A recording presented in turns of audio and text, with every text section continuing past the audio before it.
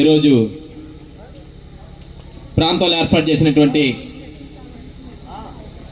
Doctor Babasaheb Ambedkar, doctor బాబు జగజ్జీవన్ రావు గారి విగ్రహాల ఆవిష్కరణ కార్యక్రమానికి ఇచ్చేసినటువంటి మీ అందరికీ, అదేవిధంగా ఈనాటి ముఖ్య అతిథులు ఇంతకుముందు లేనటువంటి పెద్దలు కానీ, ఈ కార్యక్రమంలో ఉన్నటువంటి మేఘా శేషబాబు గారు కానీ, అదేవిధంగా ఏఎంసీ చైర్మన్ గారు అన్న భాస్కర్ రావు గారు కానీ, ఇంకా వివిధ హోదాలో ఉన్నటువంటి పెద్దలందరికీ కూడా హృదయపూర్వక ధన్యవాదాలు తెలియజేస్తా ఉన్నా. ఈ సమాజంలో మనకిద్దరు దేవుళ్ళు ఉన్నారు.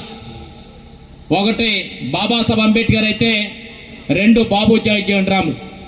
వీరిద్దరూ కూడా ఈ సమాజంలో అస్పృశ్యులుగా, అంటరాని వారిగా, ఊరికి బయట వెలివేసబడినటువంటి, తినటానికి తిండి, ఉండటానికి ఇల్లు, కట్టుకోవడానికి బట్ట లేకుండా, చదువుకోవటానికి అర్హత లేకుండా, దేవుడి గుళ్ళోకి వెళ్ళి పూజించడానికి అర్హత లేకుండా ఉన్నటువంటి దళితులుగా, అస్పృశ్యులుగా, అంటరాని వారుగా ఉన్నటువంటి మనందరి కోసం నిరీక్షణం కూడా పోరాటం చేసి, అనేక పోరాటాల ఫలితంగా ఒక పక్కన రిజర్వేషన్లు కానీ, ఒక పక్కన హక్కులు కానీ, చట్టాలు కానీ ఏర్పాటు చేసి, మేమిద్దరం కూడా దళితులకే నాయకులు కాదు, యావత్తు ప్రతి ఒక్క సామాన్యుడికి కూడా నాయకుడిగా ఉన్నామని చెప్పినటువంటి వ్యక్తులు డాక్టర్ బాబాసాహెబ్ అంబేద్కర్, డాక్టర్ బాబు జగజ్జీవన్ రావు అనే విషయాన్ని కూడా మీ అందరికీ కూడా తెలియపరుస్తా ఉన్నా.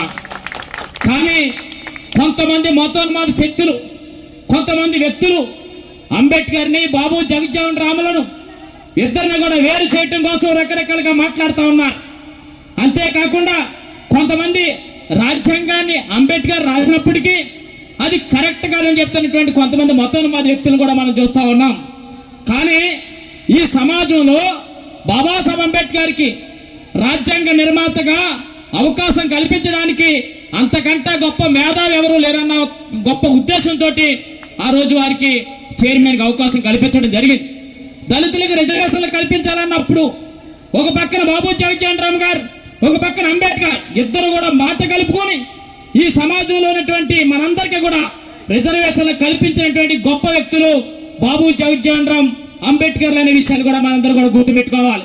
ఎవరని చెప్పినా వీరిద్దరిని కూడా తప్పనిసరి మనం పూజించాలి, వీరిద్దరిని కూడా మనం గుర్తుపెట్టుకోవాలి. అంబేద్కర్ జయంతికి, బాబు జగజ్జీవన్ జయంతికి విగ్రహాలకు దండలేయటం, పండుగలు చేసుకోవటమే కాదు, వారిద్దరు చెప్పినటువంటి అంశాలను మనం పాటించాలి.